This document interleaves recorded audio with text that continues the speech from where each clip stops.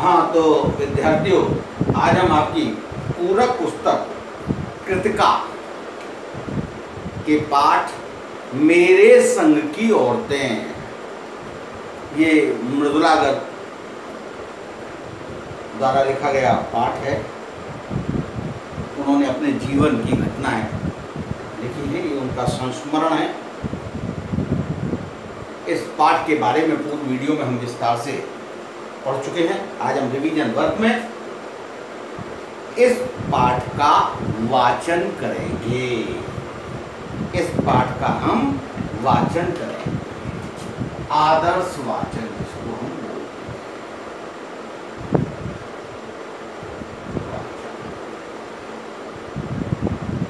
बोलते हैं। आप लोग अपनी पुस्तक खोल लीजिए। कृतिका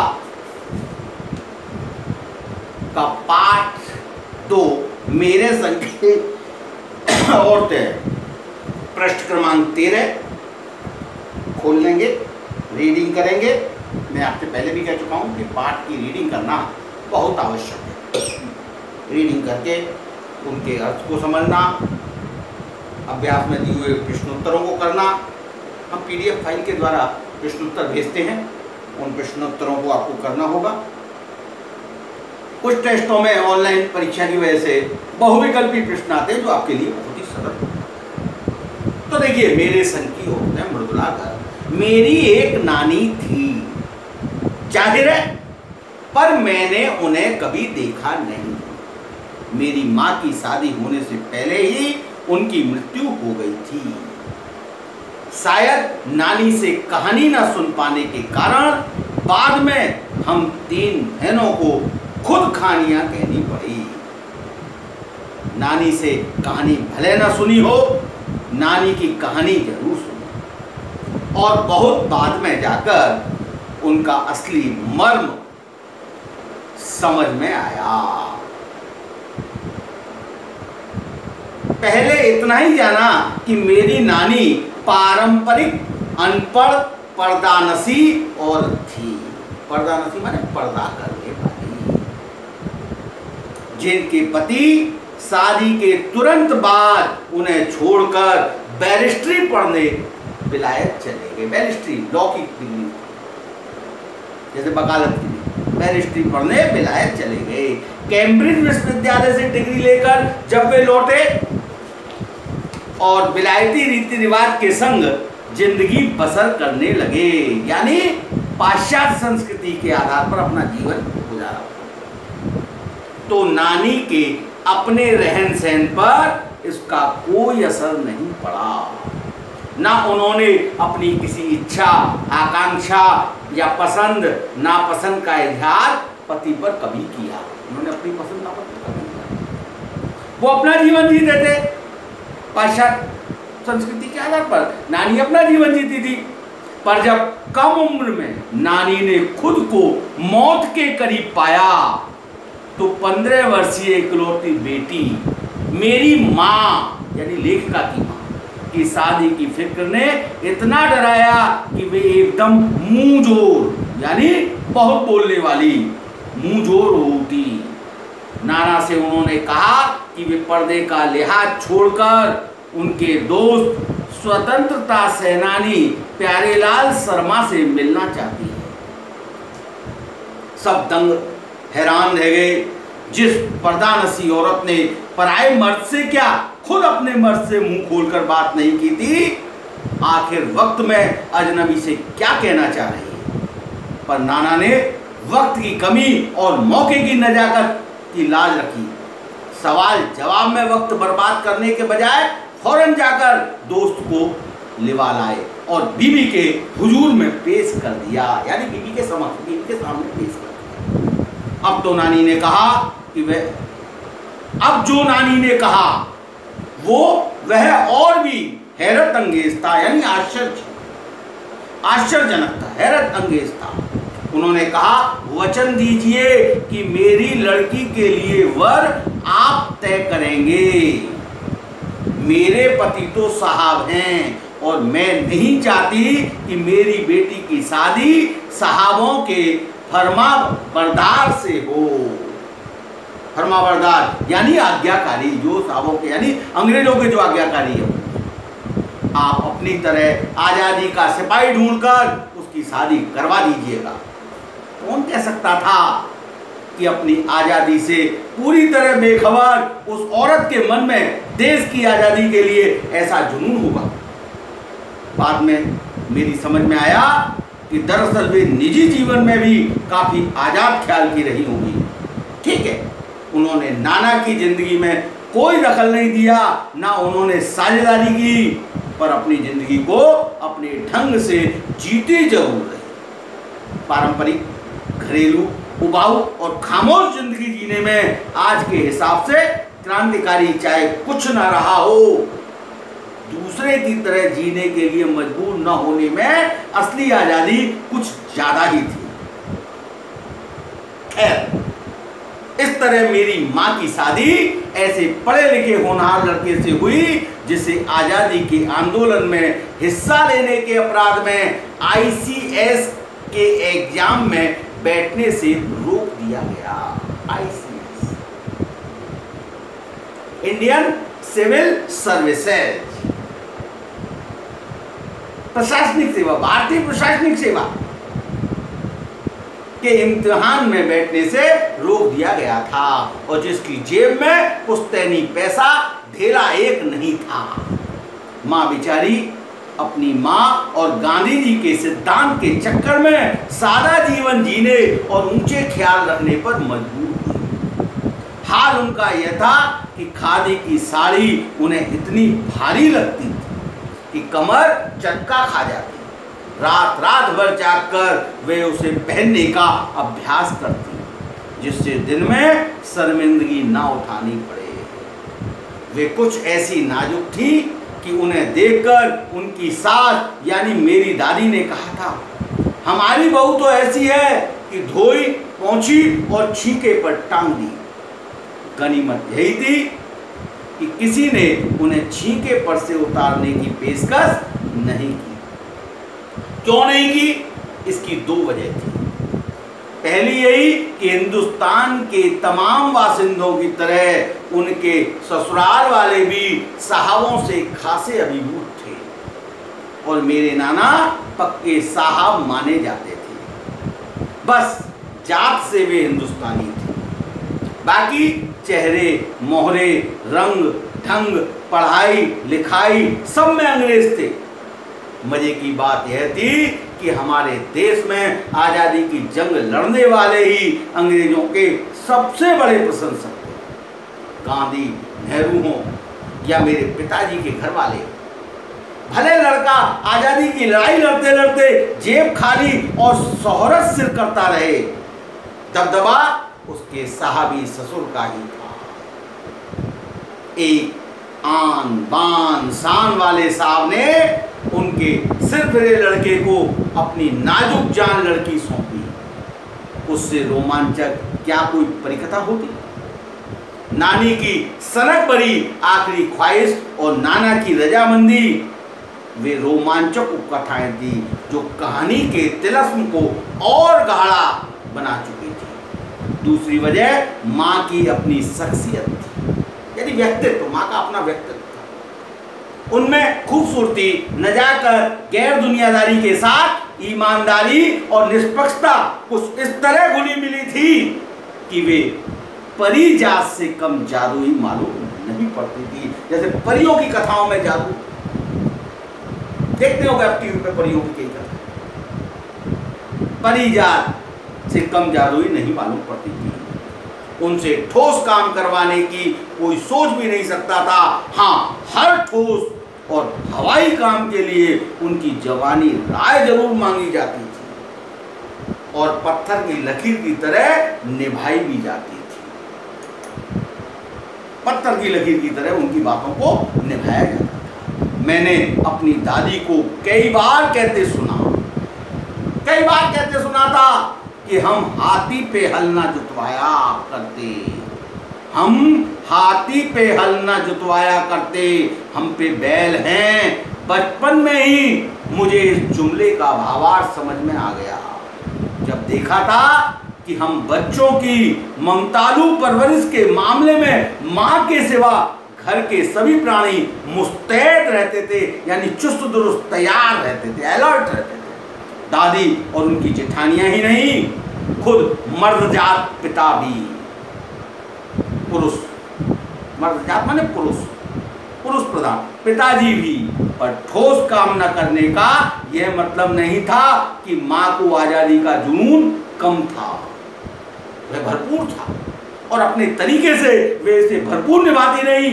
जाहिर है कि जब जुनून आजादी का हो तो उसे निभाना भी आजादी से चाहिए। जिस से पूछकर उसके तरीके से नहीं, खुद अपने तरीके से, चाहे जिससे पूछकर नहीं, अपने तरीके से, अपनी स्टाइल, खुद अपने तरीके से। हमने अपनी माँ को कभी भारतीय माँ जैसा नहीं पाया, ना उन्होंने कभी हमें लाड़ किया, ना हमारे लिए खाना पकाया, ना अच्छी पत्नी बहू होने की सीख दी। कुछ अपनी बीमारी के चलते भी वे घर बार नहीं संभाल पाती थी, पर उसमें ज्यादा हाथ उनकी अरुचि का था। उनकी रुचि नहीं थी, उनका ज्यादा वक्त किताबें पढ़ने में बीतता था, बाकी वक्त साहित्य चर्चा में या संगीत सुनने में, और वे ये सब बिस्तर पर लेटे लेटे किया करती थी। फिर भी जैसा मैंने पहले कहा था, हमारे परंपरागत दादा दादी या उनकी ससुराल के अन्य सदस्य उन्हें न नाम धरते थे, न उनसे आम औरत की तरह होने की अपेक्षा रखते थे। उनमें सबकी इतनी श्रद्धा क्यों थी, जबकि वे पत्नी, माँ और बहू के प्रति किसी प्रचलित कर्तव्य का पालन नहीं करती थी। साहबी खानदान के रौब के अलावा मेरी समझ में दो कारण आए हैं। नंबर एक, वे कभी झूठ नहीं बोलती थी, और नंबर दो, वे एक की गोपनीय बात को दूसरे पर जाहिर नहीं होने देती थी। वे एक व्यक्ति की गोपनीय बात को, यानी किसी की गोपनीय बात को दूसरे पर जाहिर नहीं। पहले के कारण उन्हें घर वालों का आदर मिला हुआ था, दूसरे के कारण बाहर वालों की दोस्ती। दोस्त वे हमारी भी थी, माँ की भूमिका हमारे पिता बखूबी निभा लेते थे। मुझे याद है बचपन में भी हमारे घर में किसी की चिट्ठी आने पर कोई उससे यह नहीं पूछता था कि उसमें क्या लिखा है, भले वे एक बहन की दूसरे के नाम क्यों ना हो, और माँ यह जानने को बेहाल हो कि बीमारी से वह उबरी या नहीं। छोटे से घर में 6 बच्चों के साथ सास ससुर आदि के रहते हुए भी हर व्यक्ति को अपना निजत्व बनाए रखने की छूट थी। इसी निजत्व बनाए रखने की छूट का फायदा उठाकर हम 3 बहनें और छोटा भाई लेखन के हवाले हो गए, यानी लिखने का कार्य करने लगे। लीक से हटकर, यानी परंपरा से हटकर, लीक से खिसके अपने पूर्वजों में माँ और नानी ही रही होती तो गनीमत रहती।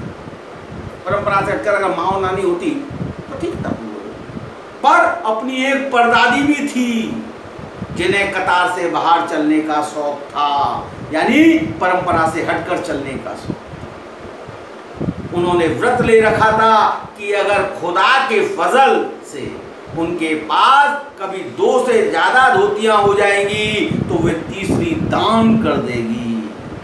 खुदा के फजल, फजल माने अनुग्रह, कृपा, दया, भगवान की कृपा, ईश्वर की कृपा। 2 से ज्यादा अगर धोतियां हो जाएंगी तो तीसरी दान कर देगी। जैन समाज में अपरिग्रह यानी संग्रह न करना, किसी से कुछ ग्रहण न करना, अपरिग्रह का मतलब कि सनक बिरादरी बाहर हरकत नहीं मानी जाती। इसलिए वहां तक तो ठीक था, पर असली जलवा तब देखने को मिला जब मेरी माँ पहली बार गर्भवती हुई। मेरी परदादी ने मंदिर में जाकर मन्नत मांगी कि उनकी पतोहू का पहला बच्चा लड़की हो। यह परंपरा से अलग है। लड़के की मांग दुनिया करती हो, लड़की हो। यह गैर रवायती मन्नत मांगकर कि उन्हें चैन नहीं पड़ा, उसे भगवान और अपने बीच पोशीदा रखने की वजह सरेआम उसका ऐलान कर दिया। गुप्त नहीं रखा भगवान और अपने बीच की मैं लड़की चाहती हूँ। उन्होंने ढिंढोरा पीस दिया, पूरे समाज में हल्ला कर दिया कि मैं पहली लड़की होनी चाहिए। लोगों के मुंह खुले के खुले रह गए, उनके फितूर की कोई वाजिब वजह ढूंढे न मिली। यह भी नहीं कह सकते कि खानदान में पुश्तों से कन्या पैदा नहीं हुई थी, इसलिए माजी बेचारी कन्यादान के पुण्य के अभाव को पूरा करने के चक्कर में थी, क्योंकि पिताजी की नहीं दादाजी की भी बहनें मौजूद थी। हाँ, पहला बच्चा हर बहू का बेटा होता था। खैर, माजी ने अपनी तरफ से कोई सफाई नहीं दी, बल्कि बदस्तूर मंदिर जाकर मन्नत उतारी। बदस्तूर माने नियम से, लगातार निरंतर पूरा नकुड़ गांव जानता था कि माजी का भगवान के साथ सीधा सीधा तार जुड़ा हुआ है, बेतार का तार, वायरलेस सिस्टम। इधर वह तार खींचती, उधर तन से तथास्तु बसता। ईश्वर उनकी बात सुन लेते।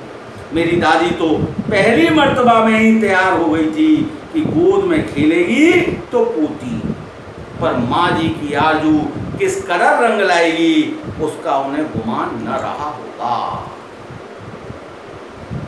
उसका उन्हें गुमान न। लड़की की गैर वाजिब जुस्तजू सुन, माने वार्तालाप सुन करके भगवान कुछ ऐसी अफरा तफरी में आ गए कि एक न दो पूरी 5 कन्याएं एक के बाद एक धरती पर उतार दी।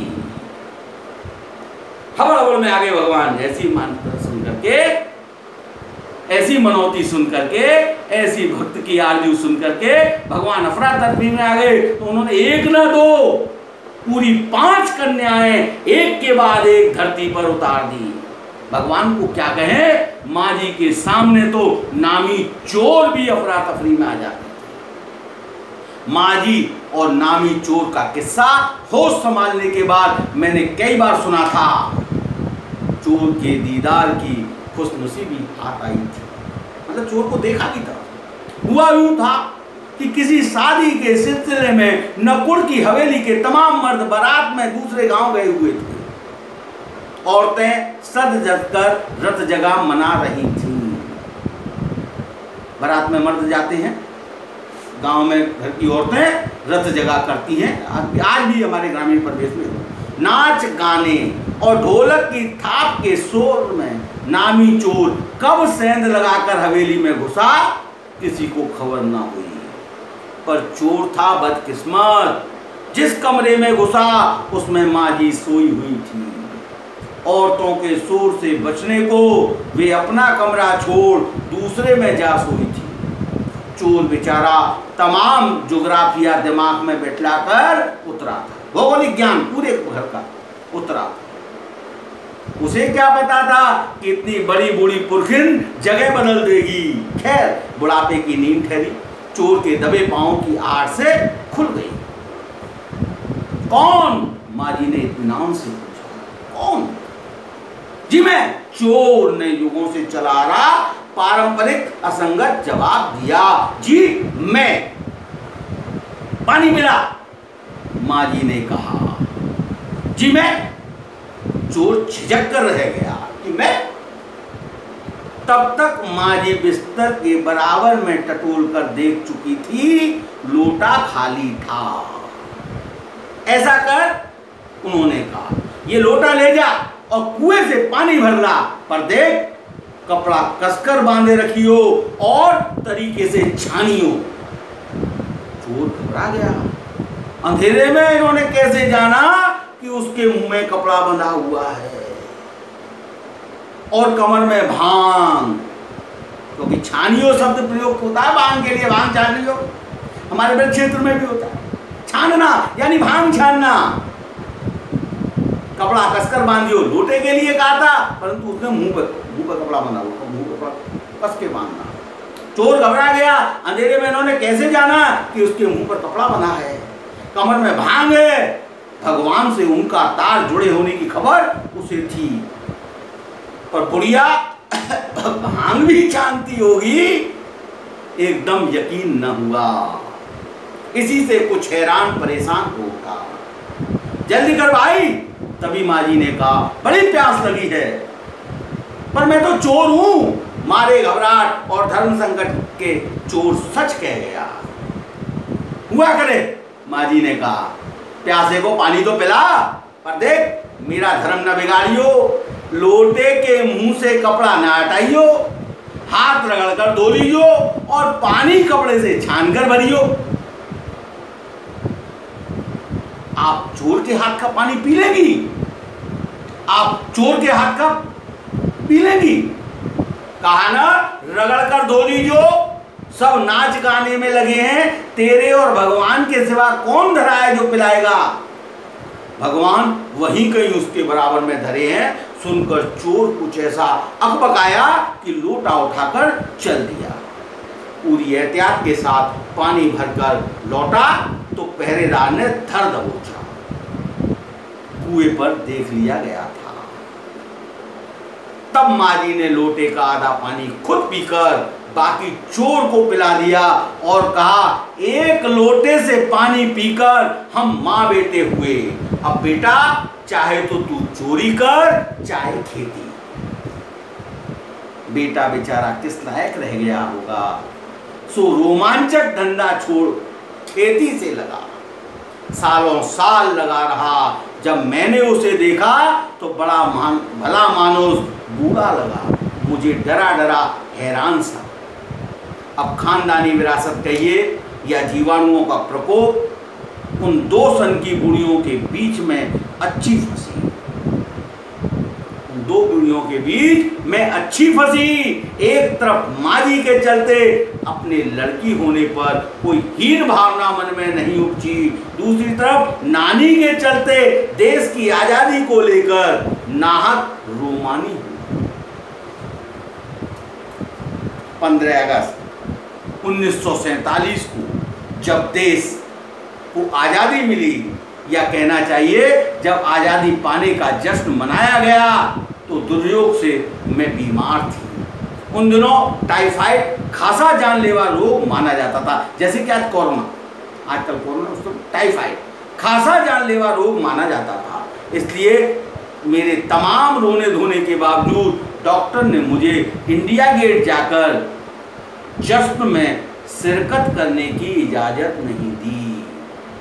चूंकि डॉक्टर अपने नाना के परम मित्र, उनसे ज्यादा नाना थे, इसलिए हमारे पिताजी जो बात बात पर सत्ताधारियों से लड़ते भिड़ते फिरते थे, चुप्पी साध गए। मैं बदस्तूर रोती कलपती रही। क्या कोई बच्चा इकलौती गुड़िया के टूट जाने पर रोया होगा?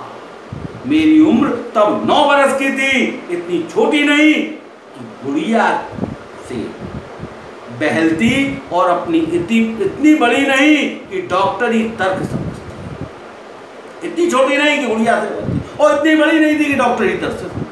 तंग आकर पिताजी मुझे ब्रदर्स काराम जो उपन्यास पकड़ा गए। किताबें पढ़ने का मुझे मिराक था। मिराक यानी मानसिक रोग, बीमारी थी किताब पढ़ने की, मिराक था। सो जब कुछ देर बाद मैंने देखा कि पिताजी को छोड़कर घर के बाकी सब प्राणी पलायन कर चुके थे और पिताजी दूसरे कमरे में बैठे अपनी किताब पढ़ रहे थे, तो रोना धोना छोड़कर मैंने भी किताब खोल ली। एक बार शुरू कर लेने पर उसने मुझे इतनी मोहलत नहीं दी कि दोबारा रोना शुरू करूं या कोई और काम पकड़ूं। उस वक्त ब्रदर्स का आराम जो मुझे देने में क्या तुक थी, तब मेरी समझ में नहीं आया। किताब कितनी समझ में आई वह अब तक नहीं जानती, क्योंकि उसके बाद इतनी बार पढ़ी कि सारे पाठ आपस में गड्ढ-मड्ढ हो गए, मिक्स हो गए। कितना पहली बार में पल्ले पड़ा, कितना बाद में कहना मुश्किल है, पर इतना विश्वास के साथ कह सकती हूँ कि उसका एक एक अध्याय जो बच्चों पर होने वाले अनाचार अत्याचार पर था, मुझे पहली बार में ही लगभग कंठस्थ हो गया था, याद हो गया था। उम्र के हर पड़ाव पर वह मेरे साथ रहा और मेरे लेखन के एक महत्वपूर्ण भाग को प्रभावित करता रहा, जैसे जादू का कालीन। मेरा नाटक नहीं, वह 3 किलो की छोरी जैसी कहानियां, वह कठगुलाब उपन्यास के कई अंश। माँ जी की मन्नत का असर रहा होगा कि मैं ही नहीं, मेरी चारों बहनें भी लड़की होने के नाते किसी हीन भावना का शिकार नहीं। नानी, माँ और परदादी की परंपरा बरकरार रखते हुए लीक पर चलने से भी इनकार किए रहे।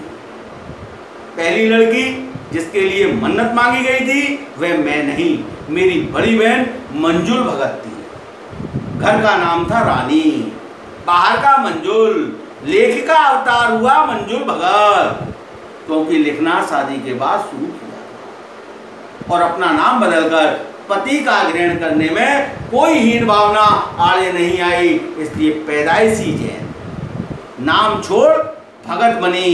दूसरे नंबर पर मैं थी, घर का नाम उमा, बाहर का मृदुला। मैंने शादी के बाद लिखना शुरू किया, तो बतौर लेखिका नाम चला मृदुला गर्ग। मुझे याद है जब हमने लिखना शुरू किया उससे कुछ पहले नारीवाद का चलन हुआ था।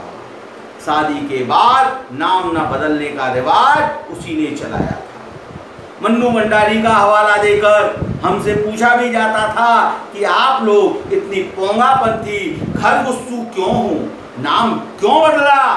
हमारे पास इसका कोई ढंग का जवाब नहीं होता था, अब भी नहीं है, पर नाम बदलने से अपने व्यक्तित्व का कोई नुकसान होते मैंने नहीं देखा।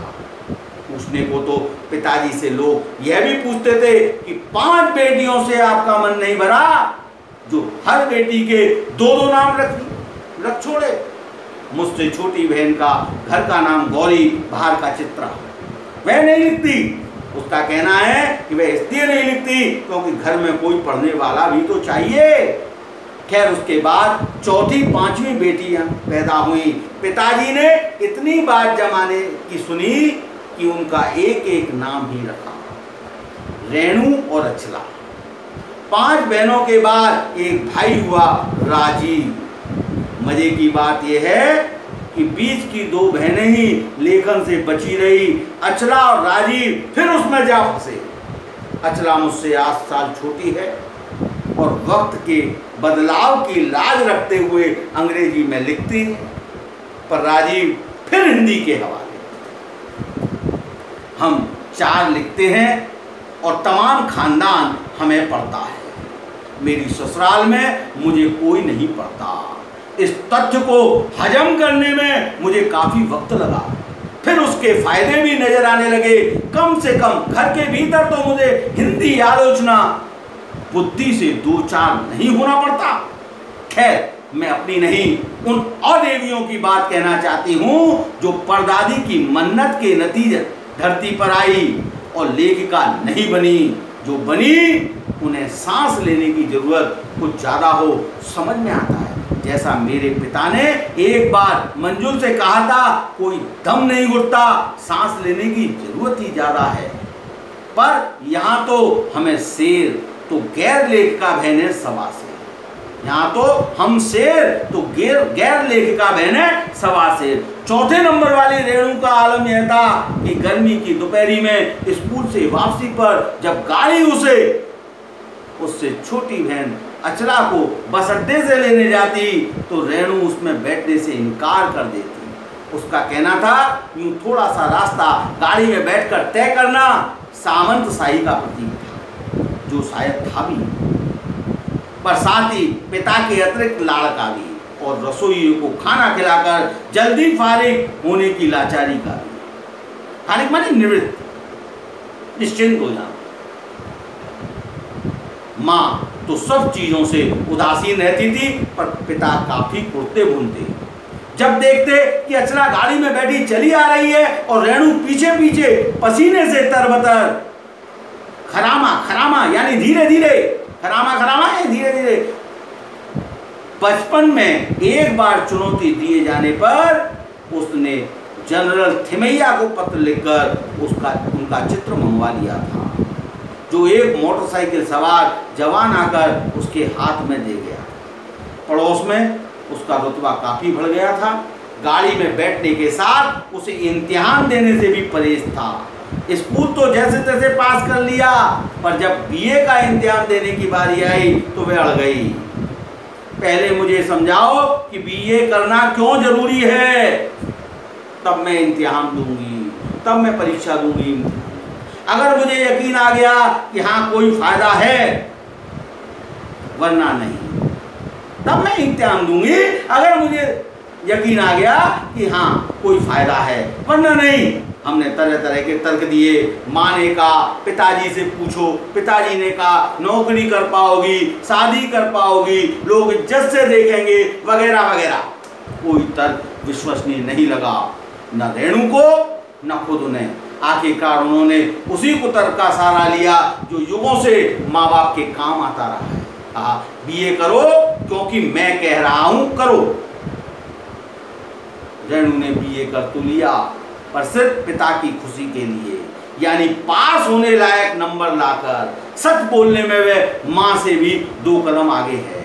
गनीमत यह कि आधा समय उसके सच सुनकर लोग सोचते हैं वह मजाक कर रही हो, इसलिए बिना मेहनत वह लोगों को हंसाए रख लेती है। आज भी उसे कोई इत्र भेंट करता है तो वह कहती है नहीं चाहिए, मैं तो नहाती हूं। तीसरे नंबर पर चित्रा है। वह कॉलेज पढ़ने तो जाती थी, पर खुद पढ़ने से ज्यादा दिलचस्पी औरों को पढ़ाने में रखती थी। इसलिए इम्तिहान में उसके अंक कम और उसके शागिर्दों के ज्यादा आते थे। पर अपने यहाँ सब चलता है। उसकी शादी का वक्त आया तो उसने एक नज़र में लड़का पसंद करके ऐलान कर दिया कि शादी करेगी तो उसी से। मुश्किल यह थी कि हमारे माँ बाप ही नहीं, खुद लड़का भी इस निर्णय से वाकिफ नहीं था। पर उसका कहना था कि वह जो सोच लेती है करके रहती है, तो उसकी शादी उसी लड़के से हुई। कोई मुश्किल पेश नहीं आई। आती क्यों? उसने कहा मैंने पहली मुलाकात में ही उसे बतला दिया था कि मैं जो सोच लेती हूँ होकर रहता है। तो उसने बात आगे खींची ही नहीं, पहली मुलाकात में ही हथियार डाल दिए। हम में सबसे छोटी बहन अचला काफी दिनों तक कुछ कम खिसकी मालूम पड़ती रही। पिता का कहना था, पिता का कहा मानकर पहले अरसास किया, फिर पत्रकारिता में दाखिला लिया, ढंग से पढ़ाई की, पास हुई, फिर पिता की पसंद से शादी भी कर ली। पर उससे आगे लीक पर नहीं चल पाई। घर बार में मन ज्यादा रुचा नहीं, और मंजुल और मेरी तरह उम्र के 30 बरस पार करते ही लिखने का रोग लगा लिया। एक बात हम में एक सी रही, घर बार की परंपरागत तरीके से हमने भले ना चलाया हो, घर बार को परंपरागत तरीके से हमने भले ना चलाया हो, उसे तोड़ा भी नहीं।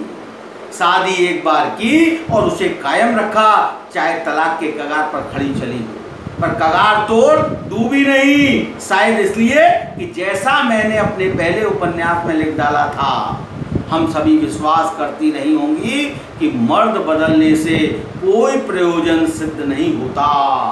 घर के भीतर रहते हुए भी अपनी मर्जी से जी लो तो काफी है।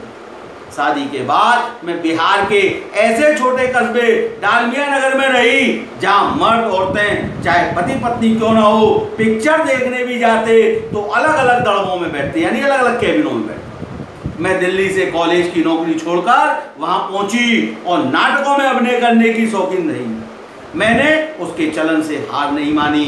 साल भर के भीतर उन्हीं शादीशुदा औरतों को पराये मर्दों के साथ नाटक करने के लिए बना लिया। अगले 4 साल तक हमने कई नाटक किए। अकाल राहत कोष के लिए उन्हीं के माध्यम से पैसा भी इकट्ठा किया। वहां से निकली तो कर्नाटक के और भी छोटे कस्बे बागलकोट में पहुंच गई। तब तक मेरे 2 बच्चे हो चुके थे जो स्कूल जाने लायक उम्र पर पहुंच रहे थे, पर वहां कोई ढंग का स्कूल नहीं था। लोगों की राय पर मैंने पास के कैथोलिक बिशप से दरखास्त की कि उनका मिशन वहां के सीमेंट कारखाने की आर्थिक मदद से हमारे कस्बे में एक प्राइमरी स्कूल खोल दे। पहले उन्होंने कहा कि चूंकि इस प्रदेश में क्रिश्चियन जनसंख्या कम थी, इसलिए वे वहां स्कूल खोलने में असमर्थ थे। मैंने गैर क्रिश्चियन बच्चों को भी शिक्षा पाने के लायक सिद्ध करते हुए अपना इसरार यानी अपना आग्रह जारी रखा। तब उन्होंने कहा, हम कोशिश कर सकते हैं, बशर्ते आप हमें यकीन दिलाएं कि वह स्कूल अगले 100 वर्ष तक चलेगा। मुझे गुस्सा आ गया। मैंने कहा, स्कूल की छोड़िए, किसी के बारे में भी यकीन नहीं दिलाया जा सकता कि वह अगले 100 वर्ष तक चलेगा। वे भी गुस्सा खा गए, बोले, खुदा का लाख शुक्र है, बच्चों के न पढ़ पाने की समस्या आपकी है, मेरी नहीं। बात कड़वी थी पर 100% सही, यानी 100% 100% सही। सच के आगे सिर झुकाने की हमारी बचपन की आदत थी। सो मैंने तय किया कि मैं खुद अंग्रेजी, हिंदी, कन्नड़ 3 भाषाएं पढ़ाने वाला प्राइमरी स्कूल वहां खोलूंगी और कर्नाटक सरकार से उसे मान्यता भी दिलवाऊंगी। वहां के अनेक मेहनती और खिसके लोगों की मदद से यह व्रत पूरा हुआ। मेरे बच्चे तथा अन्य अफसरों के बच्चे उसी स्कूल में पढ़े। बाद में अलग अलग शहरों के अलग अलग ख्यात स्कूलों में दाखिला भी पा गए। ख्यात माने प्रसिद्ध स्कूल। ऐसे अनेक मौके आए जब मैंने अपने जिद्दीपन के नमूने पेश किए, पर सबसे ज्यादा उसने मंच पाया मेरे लेखन में, जो शुरू से अब तक लीक से खिसका अपनी राह खुद तलाशता रहा है। पर सब कुछ कर लेने पर भी मैं अपनी छोटी बहन रेणु के मुकाबिल नहीं पहुंच पाई, यानी रेणु के बराबर नहीं पहुंच सकती। 1950 यानी 1950 के अंतिम दौर में एक रात दिल्ली में एक साथ 9 इंच बारिश हो गई। दिल्ली की खासियत यह रही कि थोड़ा पानी बरसते ही वहां के नाले में बाढ़ आ जाती है, पुलों के नीचे पानी भर जाता है और तमाम यातायात ठप हो जाता है। इस कयामती बारिश के बाद तो सरकारी दफ्तरों के पहले तल्लों यानी फर्स्ट फ्लोर, पहली मंजिलों से फाइलें पानी में तैर आई थी। अगली सुबह किसी तरह कोई वाहन सड़क पर नहीं निकला था, किसी तरह का कोई वाहन सड़क पर नहीं निकला था। जाहिर है कि रेणु के स्कूल की बस भी उसे लेने नहीं आई। रेणु ने कहा, कोई बात नहीं, मैं पैदल चली जाऊंगी। सबने समझाया, स्कूल बंद होगा, मत जाओ। उसने कहा, आपको कैसे पता? इस सवाल का माकूल यानी मुनासिब अच्छा जवाब किसी के पास नहीं था। हमारे यहाँ फोन जरूर लगा हुआ था, स्कूल में भी रहा होगा, पर बारिश के चलते वह ठप पड़ा हुआ था। तो रेणु अकेली पैदल स्कूल चल दी। गनीमत यह थी कि बारिश एक मुश्त बरस लेने के बाद थम गई थी। सड़कों पर पानी था पर और बरस नहीं रहा था। तो रेणु 2 मील पैदल चलकर स्कूल पहुंची। जैसा हमने कहा था वह बंद था। चौकीदार रेणु को देखकर दंग रह गया, पर रेणु को कोई मलाल नहीं था। वह वापस 2 मील चलकर घर पहुंची। सबने कहा, हमने पहले ही कहा था, हमने पहले ही कहा था। उसने कहा, स्कूल बंद था तो मैं वापस आ गई, इसमें आपका कहना कहां से आ गया?